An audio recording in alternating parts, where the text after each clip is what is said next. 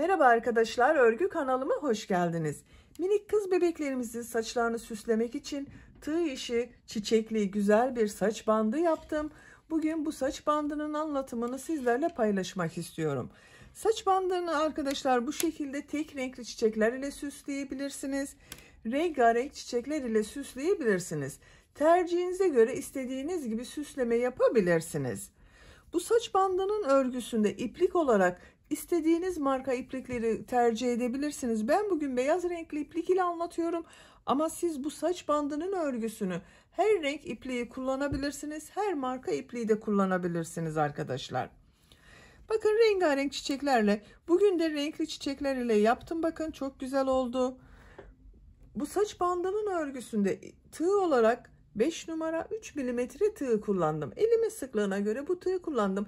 Sizin elinizde hangi tığ var ise onunla yapabilirsiniz arkadaşlar. Tığ çok önemli değil. Eliniz sıkıysa ama daha büyük numaralı tığları kullanmanızı tavsiye ederim. Çiçek örgüsünde tercihinize göre dediğim gibi bakın bu şekilde tek renk çiçekler yapabilirsiniz. Veya rengarenk istediğiniz renkli iplikleri kullanarak bu çiçek örgülerini yapabilirsiniz. Bu saç bandını her yaş çocuklarınız için yapabilirsiniz arkadaşlar. Yeni doğan bebek için yapabilirsiniz. 1, 2, 3, 4, 5 yaş her yaş çocuklarınız için yapabilirsiniz. Ben bugün 3-6 aylık bir baş ölçüsüne göre yapıyorum video anlatımını. Ama siz bunu daha büyük çocuklar için de yapabilirsiniz. Standart bebek baş ölçülerini ben videonun içerisinde başında anlatıyorum arkadaşlar. Ona bakarak örebilirsiniz veya bebeğinizin başına ölçerek yapabilirsiniz. Bakın buraya bir tane düğme yaptım. Şu şekilde bebeğin başına çok rahat takıyoruz. Esnek zaten arkadaşlar. Bakın çok esnek. İpliği tığ hazırlayalım. Hep birlikte bu kolay ve güzel saç bandının örgüsüne başlayalım. Örgü kanalıma abone değilseniz abone olmayı unutmayın lütfen. Örgü kanalıma abone olmak ücretsiz. Örgü kanalıma ücretsiz abone olup orada bulunan zil şeklini dokunarak açık yaparsanız kanalıma video yüklediğim zaman ilk önce size bildirim gelir. Örgülerimden herkesten önce sizin haberiniz olur. İzlediğiniz videolarıma beğeni ve yorumlarınızı yaparsanız çok sevinirim arkadaşlar. Örgü kanalıma ücretsiz abone olup beğeni ve yorumlarını yapan bütün arkadaşlara ayrıca teşekkür ederim. Hepinize kolay gelsin. İyi çalışmalar.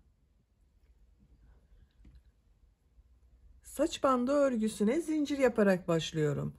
İlk ilmeği ben bu şekilde yapıyorum. Size nasıl kolay geliyorsa o şekilde yapabilirsiniz. 4 zincir yapıyorum. 1, 2, 3, 4. 4 zinciri yaptım.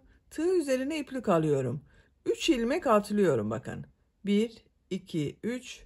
4. ilmeğe trabzan yapıyorum. Bu iplik ucunu da içinde tutuyorum.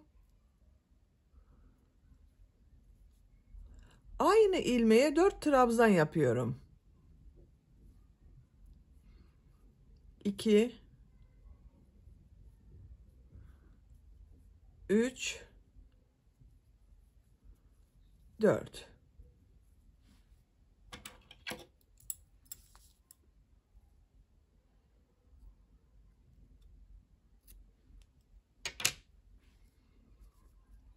Bakın bir ilmek içine 4 trabzan yaptım. 3 zincir yapıyorum. Aynı ilmeğe sık iğne yapıyorum. 3 zincir yapıyorum. Örgüyü çeviriyorum. Tekrar tığ üzerine iplik alıyorum. Burada yaptığım en son 3 zincir vardı bakın. Bunun üzerine 4 trabzan yapıyorum.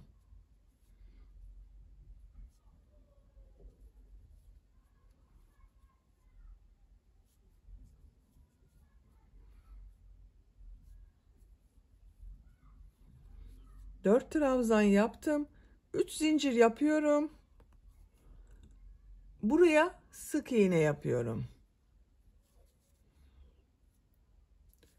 3 zincir yapıyorum. Örgüyü çeviriyorum. Tığ üzerine iplik alıyorum. Bu 3 zincir üzerine 4 trabzan yapıyorum.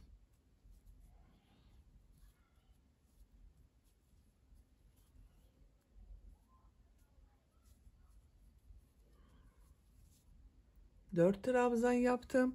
3 zincir yapıyorum. Sık iğne yapıyorum. 3 zincir yapıyorum. Örgüyü çeviriyorum. Bu 3 zincir üzerine 4 trabzan yapıyorum.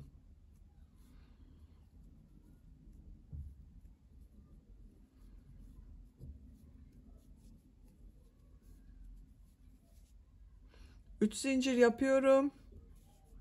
Sık iğne yapıyorum. 3 zincir yapıyorum. Örgüyü çeviriyorum. 3 zincir üzerine 4 trabzan yapıyorum.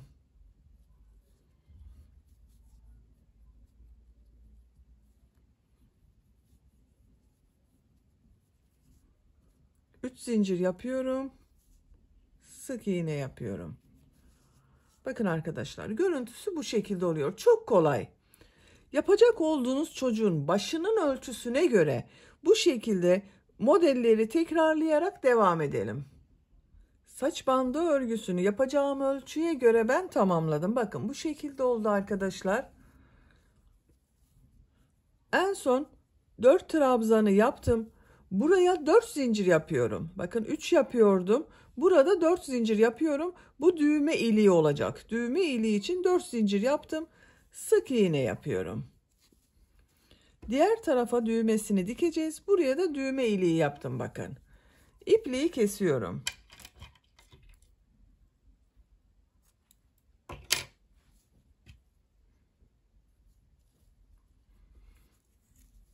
Bakın arkadaşlar. Böyle oldu. Çok güzel oldu. Kaç model yaptığımı sayıyorum arkadaşlar. Bakın bir taraftan başlıyorum. 1, 2, 3, 4, 5, 6, 7, 8, 9, 10, 11, 12, 13, 14, 15, 16, 17, 18, 19 model sırası yaptım. Santimetre olarak ölçüyorum.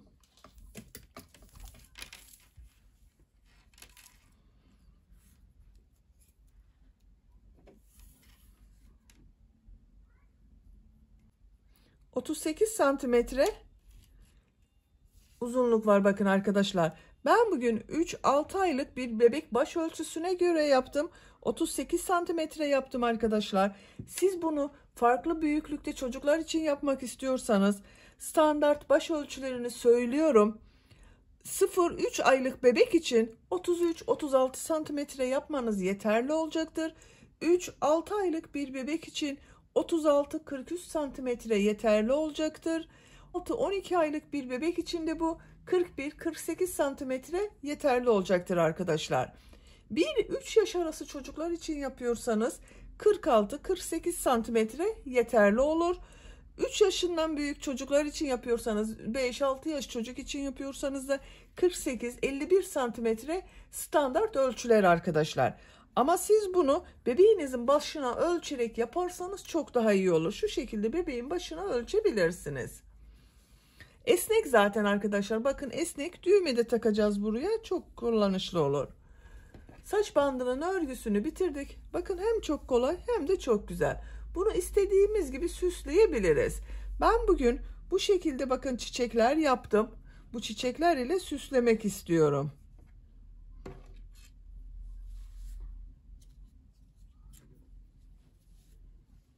Bakın bu şekilde olacak arkadaşlar. Yaptığımız bu saç bandının üzerine bunu dikeceğiz.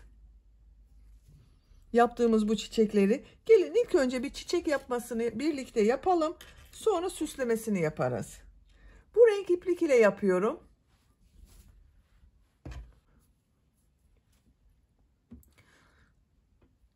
Tığ olarak 5 numara 3 milimetre tığ kullanıyorum.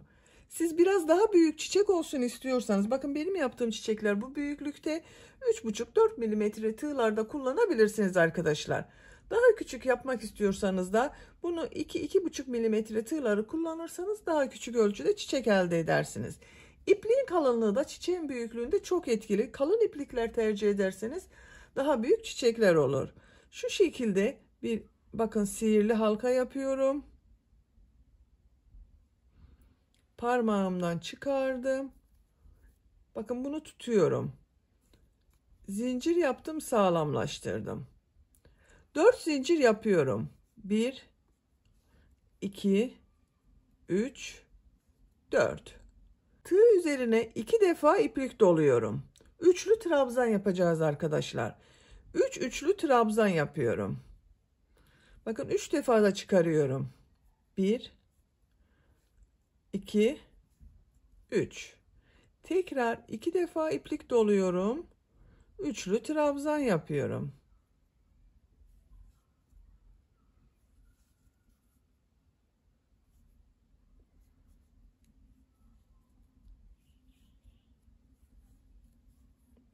Bakın 3 üçlü trabzan yaptım. 4 zincir yapıyorum. Bu halka içine sık iğne yapıyorum. Bakın çiçeğin yaprağının birisini yaptım. Tekrar 4 zincir yapıyorum. 2 defa iplik doluyorum. 3 üçlü trabzan yapıyorum.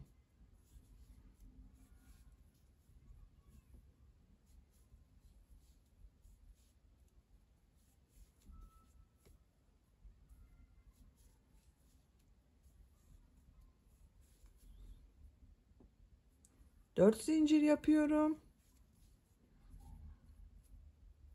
Biraz daraltıyorum bakın halkayı. Sihirli halka içine sık iğne yapıyorum. 4 zincir yapıyorum.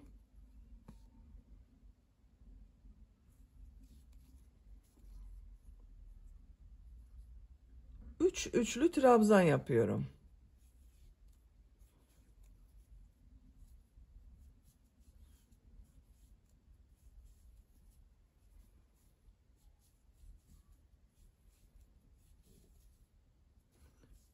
Dört zincir yapıyorum. Sık iğne yapıyorum.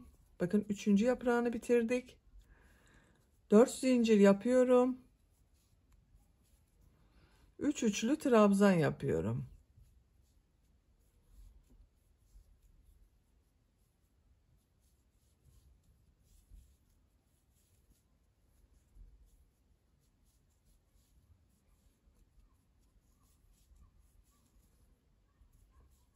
Dört zincir yapıyorum.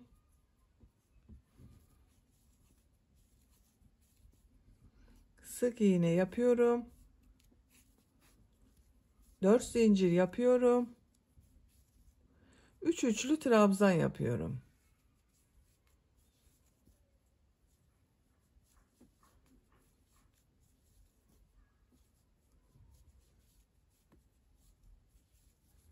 Üç üçlü trabzan yaptım. 4 zincir yapıyorum.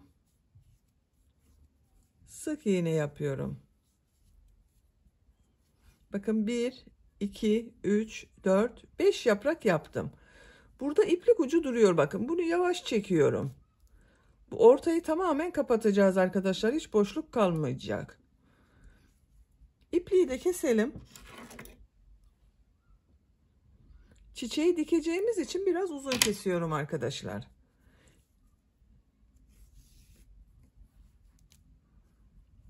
Bakın iplik ucunu çekiyorum. Ortada hiç boşluk kalmadı.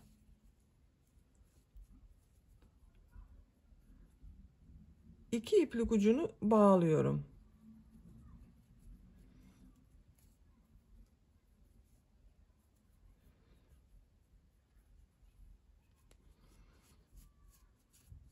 Bakın bu şekilde. Şimdi buna inci takmak istiyorum ben. Bakın bunları incili yaptım.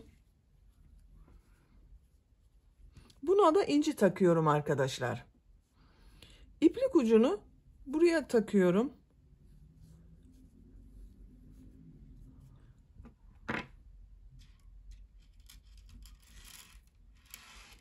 Bakın bu şekilde bir dizi inci var.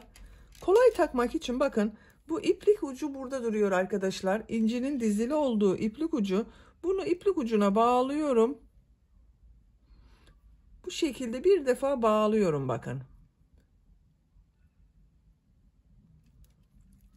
İncinin bir tanesini geçiriyorum. Bir inci yeterli.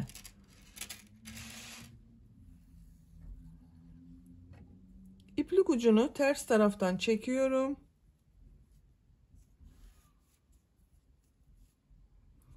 Tekrar bağlıyorum.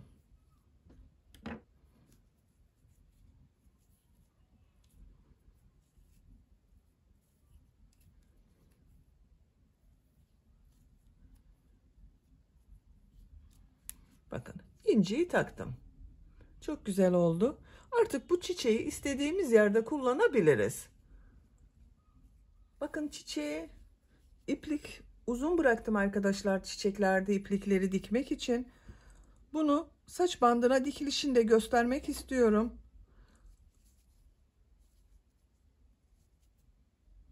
Bakın, şu şekilde ilmekten iğneyi taktım. İğneyi çekiyorum. Bakın, ilmek arasından bakın geçirdim.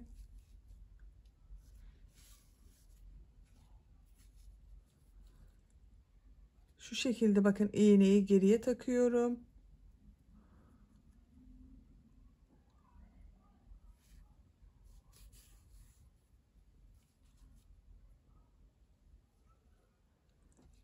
Şu yaprak aralarında bulunan ilmeklerden yapıyorum arkadaşlar.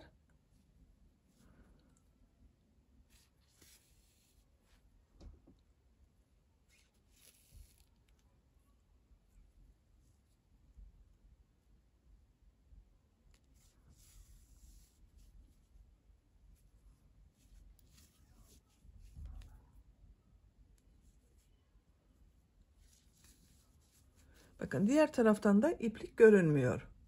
İlmeklerden alarak diktiğim için iplik görünmüyor. Şu şekilde ipliği sağlamlaştırıyorum. İplik ucunda ilmekler arasından bakın geçirip kesiyorum.